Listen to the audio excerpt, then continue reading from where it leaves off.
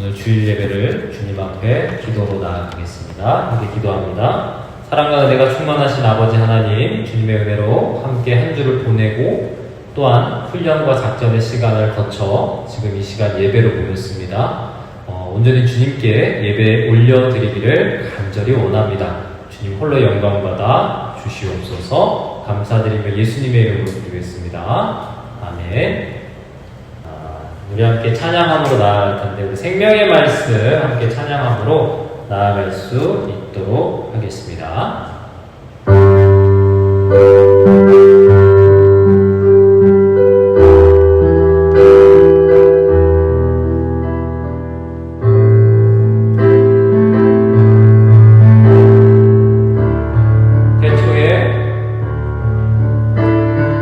태초에 말씀이 계셨고 그 말씀이 육신되어 우리 가운데 함께 계시네. 예수 하나님의 독생자 영원하신 빛이 되어 우리 가운데 함께 계시네. 말씀으로 우리 생명을 얻었고 그의 영광을 보내 은혜와 진리 온 땅 위에 충만하네.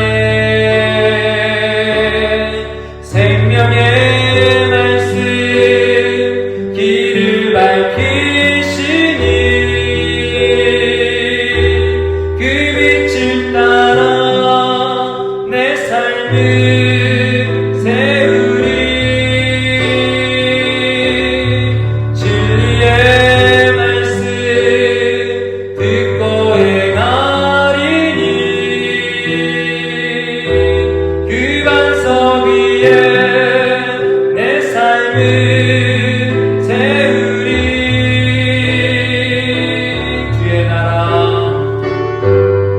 주의 나라 주의 의를 먼저 구하리.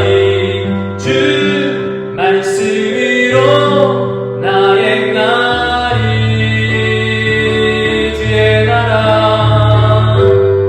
주의 나라 주의 의를 먼저 구하리.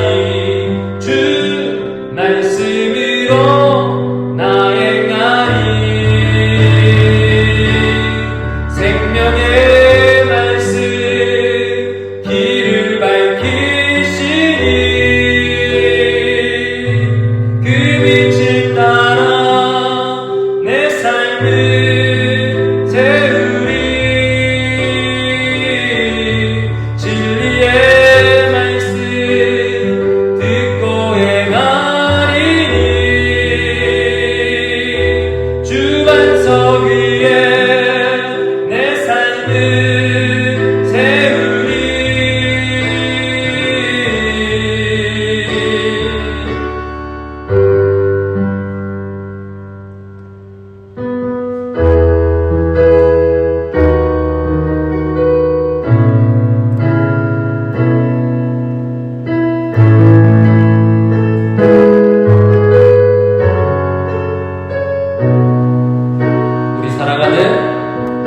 우리 살아가는 모든 날들이 다 주의 숨결 속에 지어졌으니 이제 모두 모여 다 주를 찬양해. 그는 영원토록 찬양받으실 주. 우리 살아가는 모든 날들이 다 주의 숨결 속에 지어졌으니 이제 모두 모여 다 주를 찬양해. 그는 영원토록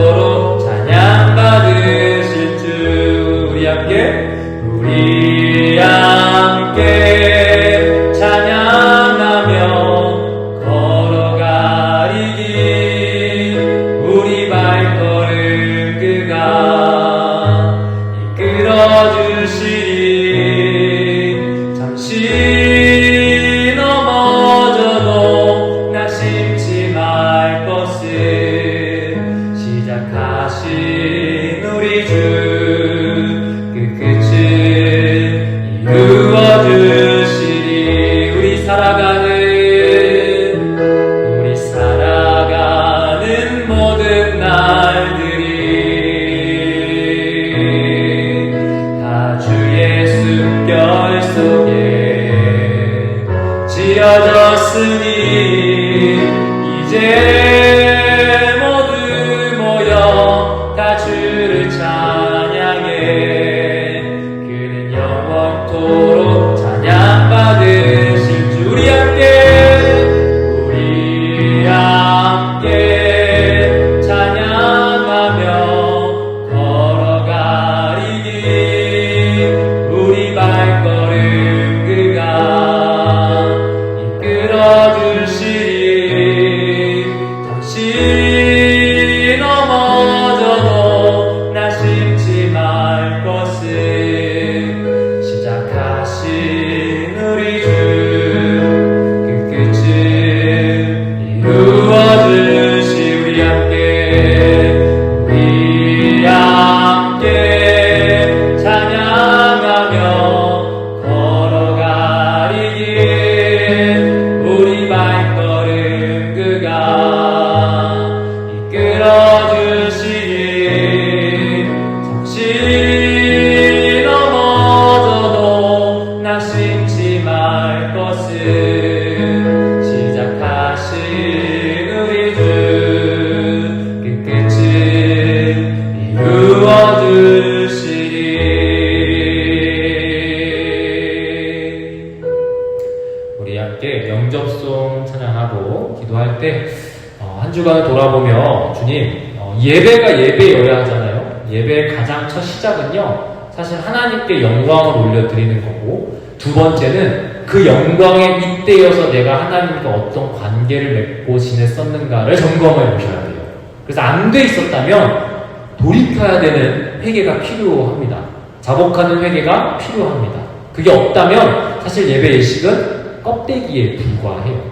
구약에서 이스라엘 백성들을 향해서 하나님께서 내가 너희의 예배를 받지 않겠다라고 하셨던 이유도 거기에 있습니다. 그래서 이 부분을 우리가 생각하면서 주님 제가 주님께 영광 올려드리기를 원합니다. 또한 이 예배가 주님께 온전한 예배가 되기를 원합니다. 그렇기에 한 주간 나와 주님과의 관계를 다시 한번 점검하며 돌이켜야 할 부분들이 있다면 회개하며 돌이키기를 원합니다. 그리고 주님께 이 온전한 예배가 드려짐으로 저를 붙드시고 세우시는 주님의 은혜를 구합니다. 이렇게 우리 함께 기도하며 나아가기를 원합니다. 우리 함께 찬양하며 기도합시다.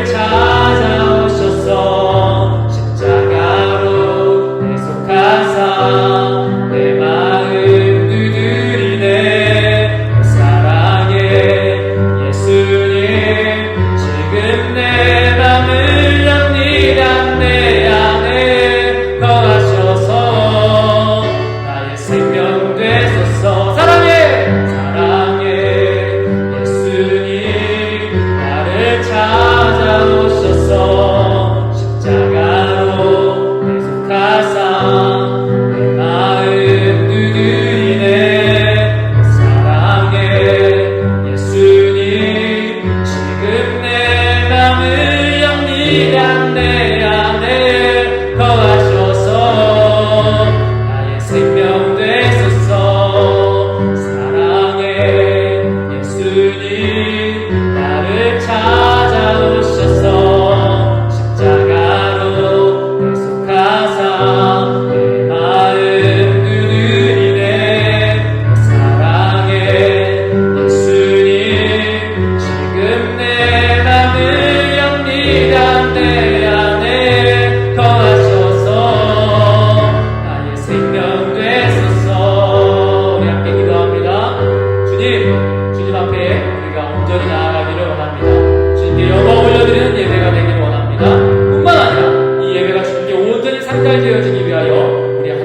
보기를 원합니다. 주님 인도하여 주시옵소서. 우리를 붙드시며 우리의 죄를 사하시며 우리가 주님 앞으로 온전히 나아갈 때 그 몸부림을 들으시며 또한 용서하시는 분인 줄 우리가 믿사오니 주여 우리가 온전히 주님 앞에 돌이키게 하시고 주님과 함께 양면을 다시 시작할 수 있도록 함께하여 주시옵소서. 우리 기도하며 나갑시다. 주여 이 시간에 기도로 나아가기를 원합니다. 우리의 연약함을 주님께서 너무나 잘 아십니다. 주님의 은혜가 필요합니다. 주님의 이름 없이는 우리는 이 하루 한 주도 버텨낼 수 없습니다. 여기저기 타협하고 무너지며 절망하는 것이 우리의 본질입니다. 주님께서 이런 우리의 연약함을 세워주시기를 간절히 원하오니 오늘 이 시간 우리와 함께하여 주시옵소서. 주님의 은혜를 구하고 또 구합니다. 아버지의 은혜를 구하오니 역사하여 주시옵소서. 역사하여 주시옵소서. 은혜 가운데 나가게 하여 주시옵소서. 주님의 은혜를 또 구하고 또 구하고 주님의 마음에 나가기를 간절히 원하오니 주여 역사하여 주시옵소서.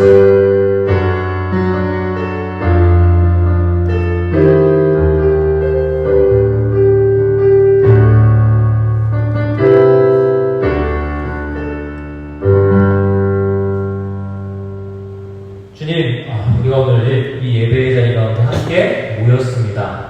은혜 가운데 나아가기를 구하오니 주님 홀로 영광 받아 주시고 아버지의 은혜를 사모하며 나아가는 이 무리 가운데 은혜의 은혜를 더하여 주시옵소서. 모든 것을 주님 앞에 올려드리기를 간절히 원하오며 우리 사랑하시는 예수 그리스도의 이름으로 감사하며 기도했습니다. 아멘. 우리 함께 사도신경하심으로 나아가도록 하겠습니다. 신앙을 고백합니다. 시작. 나는 전능하신 아버지 하나님 천지의 창조주를 믿습니다. 나는 그의 유일하신 아들 우리 주 예수 그리스도를 믿습니다. 그는 성령으로 잉태되어 동정녀 마리아에게서 나시고 본디오 빌라도에게 고난을 받아 십자가에 못 박혀 죽으시고 장사된 지 사흘 만에 죽은 자 가운데서 다시 살아나셨으며 하늘에 오르시어 전능하신 아버지 하나님 우편에 앉아 계시다가 거기로부터 살아있는 자와 죽은 자를 심판하러 오십니다. 나는 성령을 믿으며 거룩한 공교회와 성도의 교제와 죄를 용서받는 것과 몸의 부활과 영생을 믿습니다. 아멘. 우리 함께 살펴볼 하나님의 말씀은 구약성경 사무엘하 20장 1절, 2절, 16절, 22절까지 보려고 합니다. 페이지는 498페이지, 구약성경 498페이지, 사무엘하 20장 1, 2절, 16에서 22절 함께 살펴보도록 하겠습니다. 498페이지 사무엘하 20장 1, 2절과 16절로 22절입니다. 먼저 1, 2절을 우리 함께 합독하겠습니다. 1, 2절 읽겠습니다. 시작. 마침 거기에 불량배 하나가 있으니 그의 이름은 세바인데 베냐민 사람 비그리의 아들이었더라. 그가 나팔을 불며 이르되 우리는 다윗과 나눌 분깃이 없으며 이새의 아들에게서 받을 유산이 우리에게 없도다. 이스라엘아 각각 장막으로 돌아가라 하매 이에 온 이스라엘 사람들이 다윗 따르기를 그치고 올라가 비그리의 아들 세바를 따르나 유다 사람들은 그들의 왕과 합하여 요단에서 예루살렘까지 따르니라. 아멘. 이어서 16절로 22절을 한 목소리로 읽도록 하겠습니다. 시작. 그 성읍에서 지혜로운 여인 한 사람이 외쳐 이르되 들을지어다 들을지어다 청하건대 너희는 요압에게 이르기를 이리로 가까이 오라 내가 네게 말하여 하노라 한다 하라. 요압이 그 여인에게 가까이 가니 요한이 이르되 당신이 요압이니까 하니 대답하되 그러하다 하니라. 여인이 그에게 이르되 여종의 말을 들으소서 하니 대답하되 내가 들으리라 하니라. 여인이 말하여 이르되 옛사람들이 흔히 말하기를 아벨에게 가서 물을 것이라 하고 그 일을 끝내었나이다. 나는 이스라엘의 화평하고 충성된 자 중 하나건거늘 당신이 이스라엘 가운데 어머니 같은 성을 멸하고자 하시는도다. 어찌하여 당신이 여호와의 기업을 삼키고자 하시나이까 하니 요압이 대답하여 이르되 결단코 그렇지 아니하다. 결단코 그렇지 아니하다. 삼키거나 멸하거나 하려 함이 아니니 그 일이 그러한 것이 아니니라. 에브라임 산지 사람 비그리의 아들 그의 이름을 세바라 하는 자가 손을 들어 왕 다윗을 대적하였나니 너희가 그만 내어주면 내가 이 성벽에서 떠나가리라 하니라. 여인이 요압에게 이르되 그의 머리를 성벽에서 당신에게 내어 던지리이다 하고 이에 여인이 그의 지혜를 가지고 모든 백성에게 나아가매 그들이 비그리의 아들 세바의 머리를 베어 요압에게 던지니라. 이에 요압이 나팔을 불 때 무리가 흩어져 성읍에서 물러나 각기 장막으로 돌아가고 요압은 예루살렘으로 돌아와 왕에게 나아가니라. 아멘. 우리 신약성경 말씀 보겠습니다. 에베소서 2장 14, 16절입니다. 페이지는 312페이지 신약성경 에베소서 2장 14, 16절입니다. 앱으로 축야구가 되어 있는 에베소서 2장 14, 16절을 한 목소리로 읽겠습니다. 14절에서 16절 시작. 그는 우리의 화평이신지라 둘로 하나를 만드사 원수된 것 곧 중간에 막힌 담을 자기 육체로 허시고 법조문으로 된 계명의 율법을 폐하셨으니 이는 이 둘로 자기 안에서 한 세 사람을 지어 화평하게 하시고 또 십자가로 이 둘을 한 몸으로 하나님과 화목하게 하려 하심이라. 원수된 것을 십자가로 소멸하시고. 아멘. 함께 따라하십니다. 오직 예수님 하나님의 은혜와 평강이 충만하기를 소망합니다. 네, 아멘. 오늘 말씀의 제목이 주보에 나와 있습니다만 분열을 멈추는 지혜 그리고 완전한 화평에 대한 이야기를 해보려고 합니다. 여러분, 제가 여러분께 매번 이제 설교의 말씀을 전하면서 복음이라는 걸 굉장히 강조를 해요.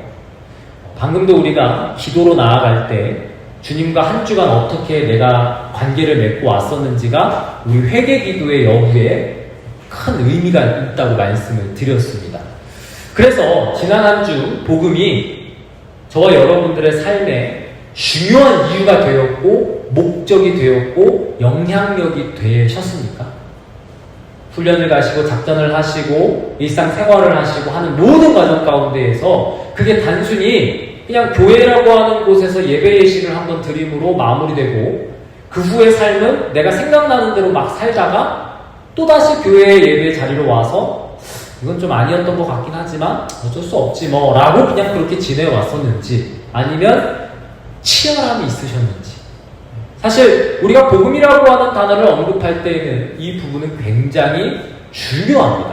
왜냐하면 우리가 지금 나누고 있는 사무엘하, 앞서서 사무엘상까지 포함하면 이 사무엘상하에 있는 내용은요 단순히 이스라엘의 역사만이 아니라 그 역사를 뛰어넘어서 그 이면에서 일하고 계시는 창조주 하나님, 그리고 그 하나님의 일하신 가운데 결국에 누가 오세요?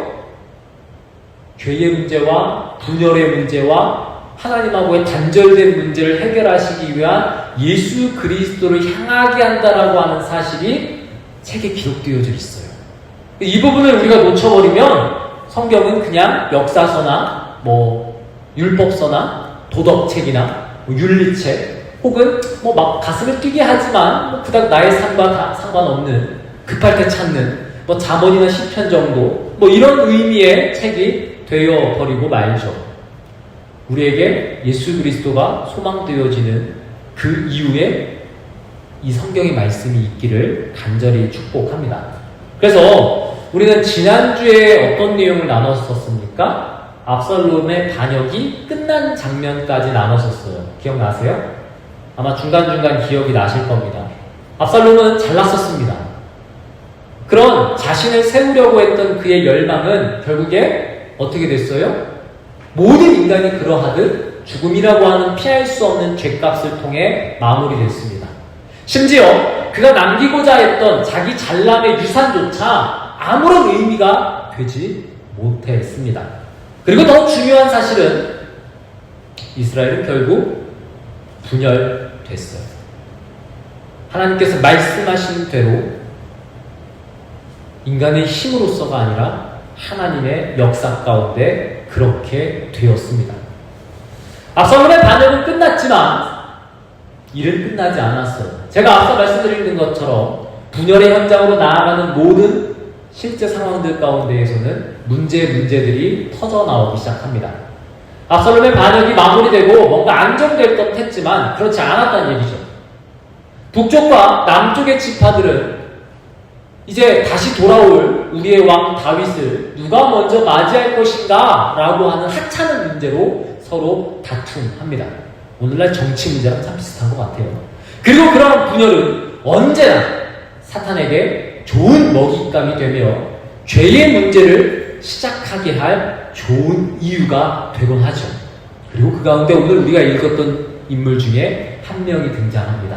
그의 이름은 세바. 비그리의 아들 세바라고 하는 인물이 갑자기 등장했어요. 아니죠?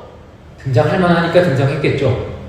그는 나팔을 불면서 이렇게 외칩니다. 오늘 우리가 읽었던 1절의 내용인데요. 1절 같이 한번 다시 읽어볼까요? 시작! 마침 거기에 불량배 하나가 있으니 그의 이름은 세바인데 베냐민 사람 비그리의 아들이었더라. 그가 나팔을 불며 이르되 우리는 다윗과 나눌 분깃이 없으며 이새의 아들에게서 받을 유산이 우리에게 없도다. 이스라엘아 각각 장막으로 돌아가라 하네.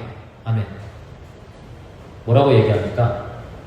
적어도 다윗 편이 아니라는 건 알겠죠? 지금 우리는 전체적인 내용을 알고 있기 때문에 뭐 말도 안 되는 소리라고 생각하겠지만 실제로 이스라엘의 수많은 지파들이 이 세바의 외침을 통해서 다윗을 떠나게 됩니다. 또 다른 반역이 시작된 것이었죠. 제가 1, 2절만 읽고 후에 핵심적인 16절로 넘어갔기 때문에 중간에 6절에는요. 다윗이 오죽하면 이 세바를 가리켜서 압살롬보다 더 해를 끼칠 자다라고까지 이야기하는 것을 볼 수 있습니다. 역사 가운데 인간이 하나 되고 싶어 했겠지만 온전히 하나 됐던 역사가 없었던 것처럼 우리의 소망 가운데에도 좋은 가정, 좋은 교회, 좋은 공동체, 좋은 조직을 만들고 싶어하는 마음은 한가득 있겠지만 인간의 힘으로는 불가능하다. 사무엘하는 지금 그것을 아들이었던 압살롬의 반역을 통해서 그럴듯한 말로 현혹하고 있는 세바의 말을 통해 우리에게 여전히 인간이 어떤 존재인지를 분명하게 이야기해주고 있고 더 나아가서 결국 우리가 기대해야 될 것은 무엇인가? 그럼 우리의 완전한 화해란, 완전한 하나됨이란 없는 것인가? 아니다. 그걸 가능케 하실 이가 오직 한 분 예수 그리스도다. 오늘 에베소서의 말씀으로 마무리 지으면서 우리 한 주의 삶을 주님과 함께 화합하게 하신 주님과 함께 동행하며 나아가기를 간절히 축복합니다. 첫 번째, 분열은요 하나님이 세우신 질서를 거부하는 데서 시작합니다. 분열이 뭐라고요? 하나님이 세우신 질서를 거부하는 데서부터 시작한다고 얘기해요. 다시 1절로 한번 돌아가 볼까요? 성경에 재미있는 표현이 하나 등장합니다. 오늘 1절에 보니까 세바라는 인물을 가리켜서 뭐라고 소개하고 있습니까? 세 글자. 불량배. 불량배래요. 불량배 하면 여러분 뭐 떠올리세요? 껌 좀 씹고 뭐 이런 짝다리 짚고 뭐 이런 겁니까? 아니면 이렇게 지나가는 학생 붙잡고 좀 돈 좀 뜯어내는 뭐 그런 겁니까? 단순한 양아치나 깡패를 말하는 것으로 읽어버리면요 사실 이건 성경의 의미를 잘못 파악한 겁니다. 축소시킬 수 있지요. 히브리어는 이래서 모르겠다 싶은 표현이 나오면 원어를 꼭 찾아볼 필요가 있어요. 그러면 왜 불량배로 번역을 했을까? 히브리어 원어는 도대체 뭐길래? 히브리어 원어의 본래 의미는 이겁니다. 벨리알의 아들들. 그러니까 여기서 얘기하는 불량배라고 한 걸 바꿔서 얘기하면 마침 거기에 벨리알의 아들들 중에 하나가 있었으니 그의 이름은 세바인데 라고 표현하고 있는 거죠. 그럼 벨리알의 아들들이라고 하는 것이 무슨 뜻일까요? 사사기라는 책 혹시 아십니까? 사사들이 활동했던 시대를 사사시대라고 얘기를 하고 그걸 글로 적어놓은 것이 사사기입니다. 이 사사기는요 이스라엘이 수없이 하나님을 반역했던 시대를 이야기하며 그 중에 가장 많이 반역을 표현하는 단어가 뭐냐? 이거예요. 벨리알의 아들. 불량배. 그러니까 반역한 이스라엘. 하나님의 말씀을 듣지 않는, 하나님의 질서를 정면으로 거스르는 자라고 하는 의미가 무슨 뜻이라고요? 우리나라 말로 지금? 불량배다. 단순히 가정교육을 잘 못 받고 크고 좀 좋지 않은 친구들과 끼리끼리 어울려가지고 나쁜 짓을 하는 것을 불량배라고 얘기하는 것이 아니라 뭐라고요? 하나님의 질서를 정면으로 거스르는 자. 이게 불량배래요. 히브리어로 뭐라고요? 벨리알의 아들. 예, 조용히 아닌 척 하면서 하는 것도 문제일 수 있지만 대놓고 하는 것만큼 문제가 심각한 것도 없겠죠. 그런 의미에서 이 세바라는 인물이 누구예요? 이방인입니까? 아니죠. 오늘 본문에 뭐라고 나왔어요? 베냐민 지파 사람이래요. 이스라엘의 지파 중 한 사람입니다. 베냐민 지파 하면 누가 떠오르시죠? 예, 다윗의 전대 왕이었던 사울, 그가 베냐민 지파의 대표적인 인물이었습니다. 하나님께서 택하셔서 기름 부으셨어요. 그런데 그 하나님을 대적하고 하나님을 떠나 하나님을 도전하여 죄의 연속 선상에 있었던 그 사람이 누구였어요? 사울이었습니다. 근데 지금 그 사울 지파의 사람이 하나님께서 그 다음으로 기름 부으셔서 세운 왕을 거절한다? 거부한다? 반역한다? 이건 누구를 반역한 겁니까? 이건 여기서 얘기하는 세바의 주장은요, 어떤 단순히 다윗이 통치를 잘못해가지고 나라가 어려워져가지고 이런 게 아니에요. 지금 왕의 역할을 잘 못했기 때문에 내가 들고 일어나겠어라고 하는 어떤 정치적 메시지를 던지려고 한 게 아니라는 겁니다. 사울이 다윗을 해하려고 했던 죄가 뭐였습니까? 왕권을 뺏길까. 압살롬이 다윗의 왕권에 도전했던 것이 뭐 때문이었습니까? 왕권을 탈취하고 내가 왕이 되고자. 한쪽은 왕위를 빼앗기지 않고자, 한쪽은 왕위를 갖고자 했던, 즉 하나님께서 세우신 것에 대한, 하나님께서 결정하신 사항에 대한 반역, 그 죄의 연속선상에 있었던 것이 지금 누구예요? 세바예요. 세바입니다. 그래서 우리가 세바의 주장은 단순한 불만, 단순한 어떤 정치적 메시지로 해석하시면 안 돼요. 이 죄는 누구의 죄와 똑같다? 다윗을 죽이려고 했던 사울, 다윗의 왕권을 탈취하려고 했던 압살롬, 곧 기름 부어 세우신 다윗 왕, 그 이면에 누구한테 도전한 겁니까? 하나님께 도전했던 심각한 문제였다는 거죠. 여러분, 우리가 지난주에 죄에 대해서, 자주 얘기합니다. 죄에 대해서 언급을 또 했었습니다. 뭐였죠? 하나님이 만드셨고 하나님이 세우신 것을 내 판단으로 거부하고 내 것이라고 주장하는 것, 창조주 하나님의 주권을 인정하지 않고 하나님의 질서 안에 있기를 거부하는 것, 이게 죄라고 했어요. 이게 지금 세바의 주장 안에 담겨있는 지극히 인간적이고 지극히 인간의 죄성을 가지고 있는 문제 그 자체였다는 것을 보여주고 있어요. 그럼 여러분, 세바는 그런 사람이고 우린 다를까요? 하나님보다 나를 더 앞세우는 것, 바로 그 순간에 우리 안에도 세바와 같은 마음들이 생겨나죠.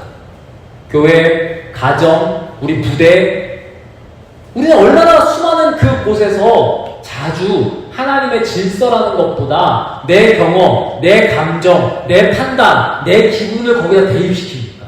그리고 그걸 먼저 앞세우죠. 그럴 수밖에 없다고 하나님 따지기까지 하죠. 그래야만 한다고. 그 모습이 지금 세바의 모습과 다르냐는 겁니다. 세바는 심각한 거고 우리는 별거 아닌 거라고 얘기할 수 있냐는 거죠. 예수님은 마음으로 지은 죄마저 죄라고 얘기를 하셨는데 우리는 그건 그렇게 듣는다고 하면서 세바라는 사람은 반역자고 우리는 그냥 소시민이라고 생각하면서 혹시나 우리의 죄를 회개하지 않고 하나님과 그저 그런 관계로 그렇게 지내고 있지는 않은지. 제가 종교개혁자 장딸뱅의 이야기를 많이 합니다. 그죠? 아마 그분이 종교개혁에 대한 내용 중에 적어도 말씀과 하나님 앞에 집중해서 썼던 기록들이 많기 때문이라고 저는 나름 결론을 내렸어요. 오늘도 하나를 소개해 드리고자 합니다. 장딸뱅은요, 기독교 강요에서 이렇게 이야기를 하더라고요. 인간의 지성은 말하자면, 이게 토마스 왓슨이라고 주보에 잘못 나와 있는데 장딸뱅입니다. 인간의 지성은 말하자면 우상들의 영속적인 제조소이다. 이게 이제 번역을 직역한 거라 조금 어렵게 들릴 수도 있습니다만 좀 더 쉽게 얘기하면 인간의 지성, 인간의 혼은, 인간의 목적은 말하자면 우상들이 영원히 생겨나는 공장과 같다라는 거예요. 그러니까 단순히 우리는 사형리를 배우면서 혹은 그냥 기본적인 교리를 배우면서 인간은 전적으로 타락했고 악하다 정도만 배웠죠. 왜? 좀 착할 수 있는 거 아니야? 착한 사람도 있잖아 라고 얘기를 하면서 혼란스러워해요. 근데 여러분, 그 얘기를 하는 게 아니에요. 지금 칼뱅이 얘기하고 있는 건요, 인간의 이 본성은요, 우상이라고 하는 존재를 계속 만들어내는 그런 모습, 그런 존재라는 겁니다. 우리의 모습이 어떤 존재인지를 분명하게 살펴볼 필요가 있어요. 우리에게 나올 것이 무엇인가? 이 깔뱅의 통찰은 세바에게나 우리에게 무엇을 이야기해주고 있는 것 같습니까? 우리에게 이와 같은 마음이 올라올 때마다 사실 우리는 경각심을 가질 필요가 있어요. 나는 과연 하나님을 하나님으로 신뢰하고 있는가? 아니면 나 아쉬울 때는 하나님이고 내가 안 아쉬울 때는 덮어놓는 그런 존재인가 말이죠. 둘째, 하나님은 이름 없는 지혜를 통해서 공동체를 구해내세요. 하나님은 이름이 없는 지혜를 통해 공동체를 구해내세요. 제가 1, 2절을 읽었고 그 와중에 이제 여러 사건과 상황들이 있었고 반란이 진압되어져 가는 과정 중에 있었습니다. 그리고 16절로 22절로 제가 장면을 바꿨어요. 세바가 피신했습니다. 그리고 다윗의 부하인 용감한 요압이 군대를 이끌고 세바가 피신한 성을 포위했어요. 이제 이 성만 함락되어질 그것만 남았습니다. 근데 그 성벽 위에서 한 여자가 외쳐요. 성경은 그를 어떤 여인이라고 소개하나요? 지혜로운 여인이라고 소개합니다. 그의 이름도 안 나와 있어요. 그녀가 지위를 갖고 있다는 얘기도 안 나와 있어요. 뭐 장로의 딸인지 혹은 뭐 성주의 딸인지 몰라. 그냥 지혜로운 여인이래요. 지혜로운 여인으로서 그녀가 나타내주고 있는 행동은요, 지혜로워요. 딱 봐도. 성격 불같은 요압이 그 여인 앞에서 그 여인이 따지고 묻는 그 질문에 맥을 못 줘. 그렇게 이야기가 진행되어져요. 19절을 한번 볼까요? 19절을 같이 한번 읽어보겠습니다. 19절 시작. 나는 이스라엘의 화평하고 충성된 자 중 하나이거늘 당신이 이스라엘 가운데 어머니 같은 성을 멸하고자 하시는도다. 어찌하여 당신이 여호와의 기업을 삼키고자 하시나이까 하니. 아멘. 지금 이 지혜로운 여인이 이제 성을 함락시키러 온 요압을 불러다가 이 얘기를 꺼낸 겁니다. 그럼 뭐가 지혜롭습니까? 지금 이 19절을 읽었을 때. 이 여인은 자기가 연약한 여인이라고 뭐 봐달라고 얘기한 것도 아니에요. 미인계를 쓴 것도 아니에요. 지금 이 여인이 얘기하고 있는 건 감정이 아닙니다. 뭐예요? 사실입니다. 이 성의 소유가 누구의 것인가에 대한 것을 얘기하고 있어요. 여러분들이 19절을 읽었을 때 이 성의 소유가 누구라는 것처럼 보입니까? 누구처럼 보여요? 누구처럼 보여요? 마지막 좀 봐봐, 마지막 절. 당신이 지금 누구의 기업을 삼키고자 하냐고 물어봐요. 그래, 하나님의 거야, 하나님의 거. 지금 이 여인은 우리 터전을 망가뜨리지 말아주세요. 봐주세요. 당신 지금 하나님의 것을 파괴하러 오셨습니까? 라고 물어요. 하나님의 소유래. 하나님의 소유. 이 공동체는 누구의 거래요? 하나님의 거래요. 우리 하나님의 사람들과 하나님을 믿는 이들에 대해서 해하려고 왔습니까? 모든 관점을 어디로 맞춰요? 하나님께. 사람이 아니에요. 사람의 사정, 사람의 생각, 사람의 지혜가 아니라 하나님께 돌려요. 그러니까 요압이 사람에게 돌렸거나 사람을 핑계로 댔으면 그 역시 그런 일로 도 같은 사람이기 때문에 쓸어버렸을 겁니다. 근데 오히려 요압은 그 지혜로운 여인의 말을 듣고 아니다. 두 번이나 얘기해요. 제가 말씀드렸죠. 구약에서 두 번 나오는 거는 뭐다? 강조예요. 강조. 절대 그런 거 아니다. 어찌 내가 감히 하나님께. 그러면서 세 방만 넘겨줘라. 세 방. 이라고 얘기를 합니다. 그럼 이제 여인에게는 문제가 하나 남은 거죠. 지금 그 상황에 세 바가 있어요? 없어요? 있죠. 도망왔단 말이에요. 그럼 이제 이 사람의 처우를 어떻게 해야 될 것인가에 대한 문제가 남은 거예요. 그리고 여인은 돌아가서 백성들을 설득합니다. 그리고 세바의 머리를 요압에게 건네주죠. 쉬운 선택은 아니었을 거예요. 이미 반역자가 그 안에 섞여 들어갔고 그 반역자가 그 안에 있다는 건 그 사람 혼자 도망간 건 아닐 거란 말입니다. 수많은 동조자들이 있을 수 있고 잘못하면 요압에 공격당하기 전에 이 내부의 문제로 인하여서 큰 문제가 발생할 수도 있었어요. 근데 여인은 그 앞에서 하나님의 이름을 댔으니 하나님 앞에서 결단하고 하나님의 지혜를 가지고 백성들을 설득합니다. 이 얘기를 통해서 우리는 모든 문제 앞에서 어떻게 해야 할지 이걸 알 수 있어요. 여러분들의 관점은 어디에 있습니까? 여러분들의 경험입니까? 여러분들의 상식입니까? 누가 봐도 이런 거야 라고 얘기하는 여러분들의 느낌입니까? 중요한 건 그 여인의 결단은 성 안의 사람들을 살렸다는 데 있죠. 근데 여러분, 지혜로운 여인이라고 하니까 그렇지만 이 여인이 했던 첫 마디가 뭐였는 줄 아세요? 18절에 나와 있어요. 18절을 한번 읽어볼까요? 시작! 여인이 말하여 이르되 옛사람들이 흔히 말하기를 아벨에게 가서 물을 것이라 하고 그 일을 끝내었나이다. 아멘. 여기 도시의 이름이 뭐예요? 아벨이에요. 아벨. 그러니까 이 여인은 지금 옛말을 가지고 왔어. 마치 속담처럼. 그러면 지금 이 아벨이라는 도시는 적어도 이스라엘 사람들한테 어떤 도시예요? 현자가 많이 살고 지혜로운 사람들이 많이 사는 곳이야. 사람들이 봤을 때는 그런 곳이라는 겁니다. 근데 그런 도시를 구한 사람이 현자입니까? 학자입니까? 귀족입니까? 장로입니까? 아니었어요. 누구예요? 한 이름 없는 지혜로운 여인이었습니다. 여러분, 공동체를 살리는 건 능력 있는 사람, 돈 많은 사람, 나름 결단이 있는 사람, 사회적 지위를 갖고 있는 사람이 아닙니다. 심지어 저 같은 목사도 아니에요. 저도 그냥 그리스도인 한 사람으로서 보건대 공동체를 구할 수 있는 사람은 힘 있는 자가 아니라 힘은 없으나 하나님 말씀 앞에 분명한 한 사람입니다. 우리가 한 사람에 대한 이야기들을 많이 하는데 그건 단순히 뭐 한 100만 개의 씨를 뿌려서 그 중에 하나가 싹 트면 오 이게 아니에요. 이게 아니에요. 많이 시도해보고 하나 걸리면 좋다 이게 아니라는 겁니다.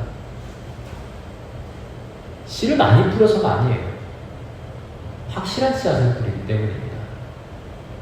우리가 해야 할 일은 우리의 경험이나 우리의 잘됨이나 우리의 그 어떤 것이 아니라 하나님의 말씀 앞에 내가 서 있냐.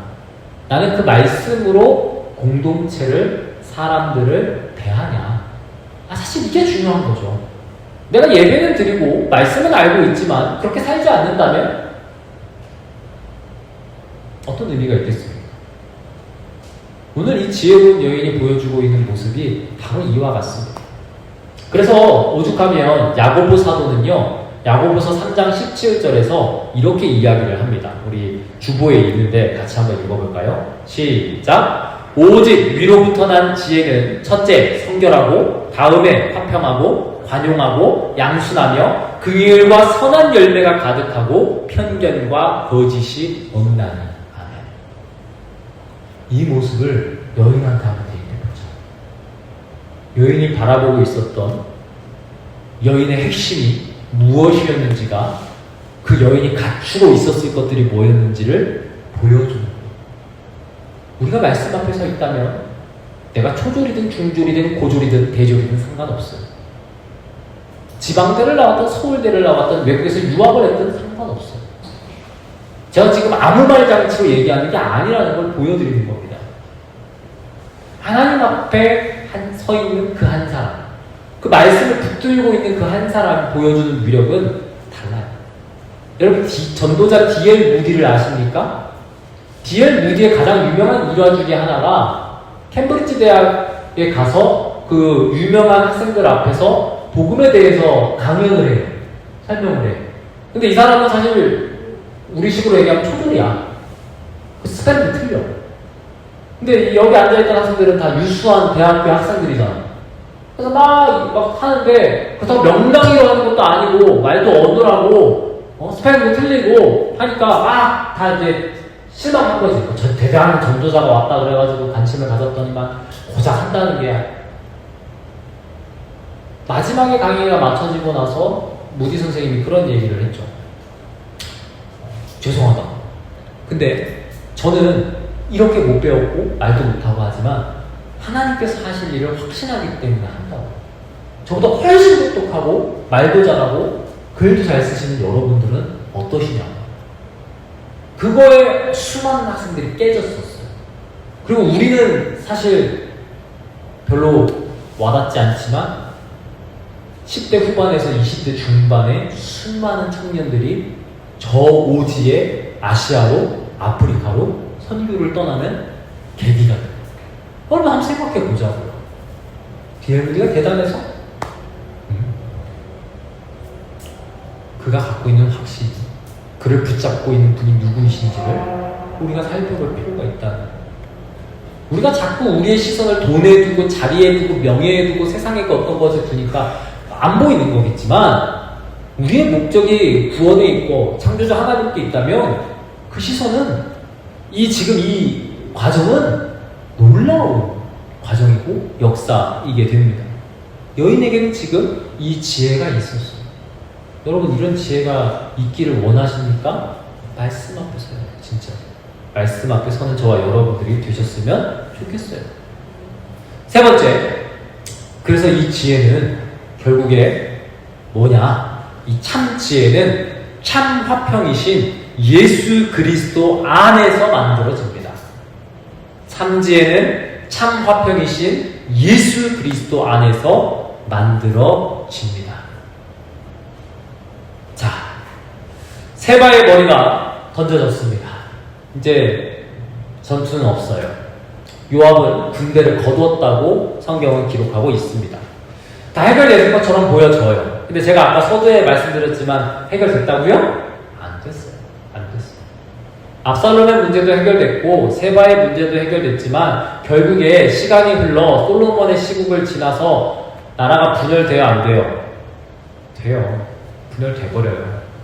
심지어 거기까지 갈 필요도 없이 지금 원래 세바가 일어나기 전에 요압 문제가 해결되어지고 다윗이 이제 다시 들어올 때 북쪽 지파와 남쪽 지파가 사이가 좋았어요? 안 좋았어요? 안 좋았던 거 말씀까지 들었어요. 그렇죠? 이미 그 분란의 씨앗들이 계속 있었어요. 세바는 거기에 그냥 기름만 하나 부었을 뿐입니다. 지파 간의 갈등은 해결되지 않았어요. 이 문제는 여전히 남아 있었습니다. 그래서 제가 말씀드리지만 이 죄는 인간의 힘으로나 지혜로는 완전히 해결할 수 있다 없다? 없어요. 아무리 내가 결단하고 저 친구랑 잘 지내야지, 내가 데리고 있는 부대원들에게는 잘해줘야지, 정말 하나 되는 그런 부대, 온전한 부대, 건강한 부대, 죄송합니다. 인간의 힘으로는 여지없이 한계가 생겨요. 여지없이. 이 죄는 인간의 힘이나 지혜로 해결할 수가 없습니다. 완전한 해결은, 그래서 오늘 에베소서의 말씀이 우리에게 가르쳐 주고 있는 거죠. 다시 한번 에베소서 2장 14절 주부에 있는데요. 같이 한번 읽어볼까요? 14절 말입니다. 시작. 그는 우리의 화평이신지라 둘로 하나를 만드사 원수된 것 곧 중간에 막힌 담을 자기 육체로 허시고. 아멘. 압살롬도 세바도 반역자로서 그 인생을 달리했습니다. 예수님은 사람들의 죄된 시선으로는 반역자였죠. 그래서 오죽하면 십자가에서 명패에 의해 뭐라고 달렸어요? 유대인의 왕이라는 조소로 달리게 됐잖아요. 실제로는 죄가 없으신데 가장 큰 죄인이라고 하는 국가반역죄의 책임을 지고 죽으셨어요. 근데 이 억울하기도 억울한, 하지만 분명한 목적이 있는 죽음으로 말미암아 하나님과 인간 사이의 원수됨이 해결되었다라고 성경은 분명하게 말씀하고 있습니다.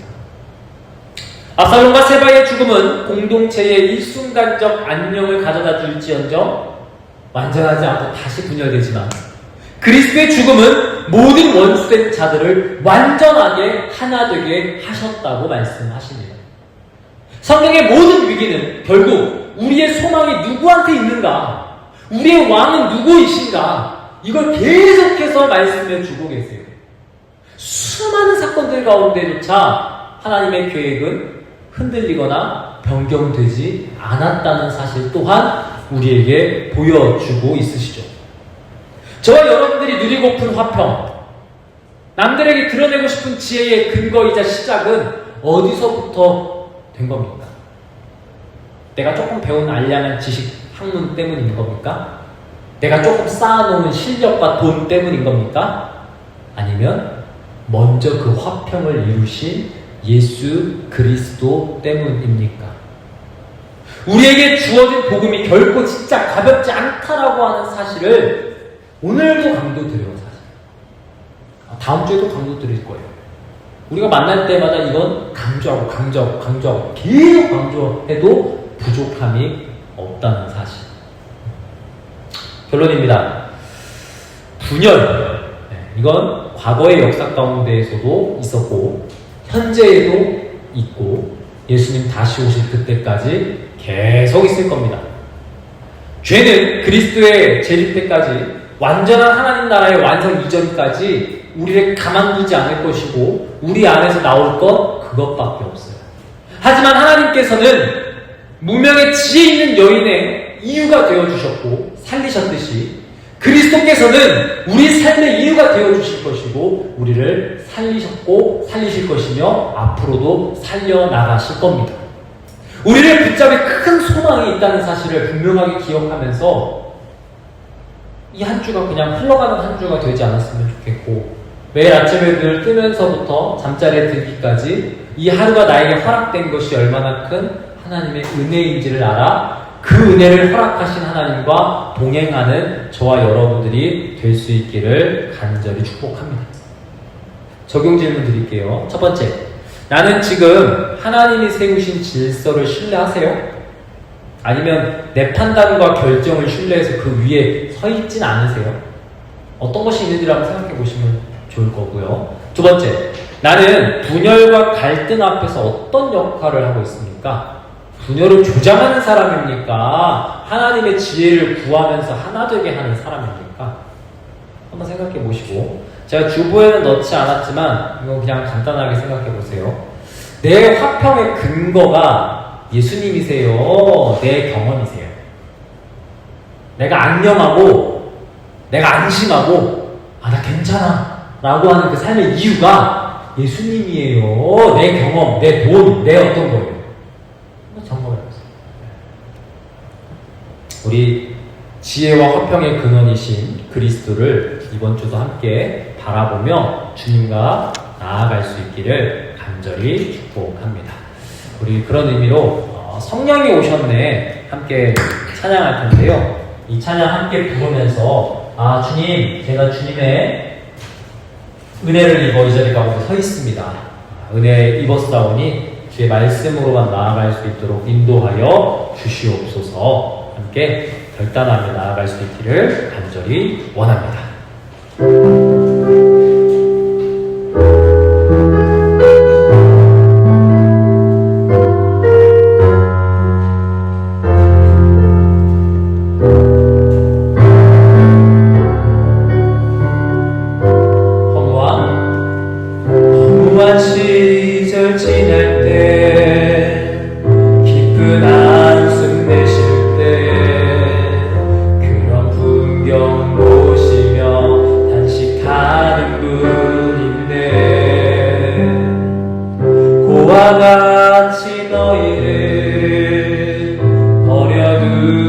알리니 내가 너희와 영원히 함께하리라. 성령이 오셨네. 성령이 오셨네. 내 주에 보내신 성령이 오셨네. 우리의 인생 가운데 진히 찾아오셔서 그 나라 꿈꾸게 하시네. 억눌린 자 갇힌 자 자유함이 없는 자 피난처가 되시는 성령님 계시네. 주의 영이 계신 곳에 참 자유가 있다네. 진리의 영이신 성령이 오셨네.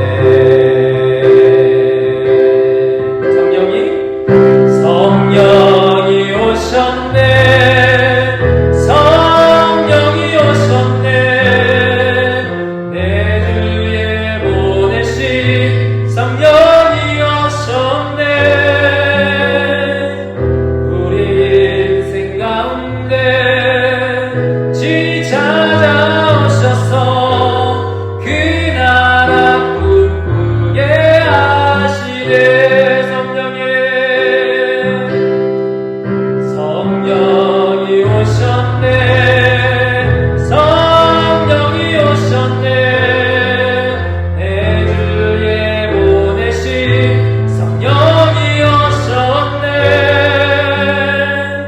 우리 인생 가운데 진히 찾아오셔서 그 나라 꿈꾸게 하시네.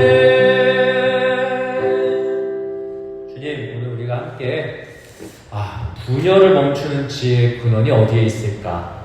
완전한 화평으로부터 오는데 그 완전한 화평의 근원은 누구이신가? 그리고 예수 그리스도밖에 없음을 다시금 정리합니다. 우리 삶의 주인이신 주님을 따라 이 한 주를 또 시작합니다. 뭔가 대단한 걸 발견한 것 같이 우리가 살아야 돼도 모자를 판국에 참 우리가 슴슴하게 복음을 받아들이지는 않았었나? 심심하게 주님과 동행하고 있지는 않았었나? 이 모든 이유가 어디서부터였을까? 다시금 재차 확인하며 나의 본성이 그러할 수밖에 없구나 라는 것을 발견합니다. 그런 우리를 완전하게 하셨습니다. 하나님과 막힌 담을 완전히 허무셨습니다. 이 놀라운 사실 앞에 우리가 의지해야 될 대상이 생겼다는 것을 뛰어넘어 우리 삶의 목적과 이유와 근원이 되시는 하나님과 함께 이제 살아갈 수 있구나. 이 땅에서나 저 하늘에서나 소망을 가질 수 있구나. 이 놀라운 사실이 우리의 삶을 움직여 나가게 하시고 그로 말미암아 우리의 시간, 우리의 물질, 우리의 모든 것이 우리의 창조주신 하나님으로부터 말미암았음을 고백하며 나아가는 한빛교회 공동체 되게 하여 주시옵소서. 주님, 우리의 연약함을 너무나도 잘 아십니다. 오늘도 우리가 고백하여 싸우니 용서하여 주시고 주님 앞에 온전히 몸부림치며 나아갈 수 있도록 우리를 지키시고 인도하여 주시옵소서. 모든 것이 주님 앞에 있음을 고백드리고요. 사랑이 많으신 예수님의 이름으로 기도했습니다. 아멘. 우리 주기도 함께 올려드리고 제가 축도로 마무리하겠습니다. 하늘에 계신 우리 아버지의 이름을 거룩하게 하시며 아버지의 나라가 오게 하시며 아버지의 뜻이 하늘에서와 같이 땅에서도 이루어지게 하소서.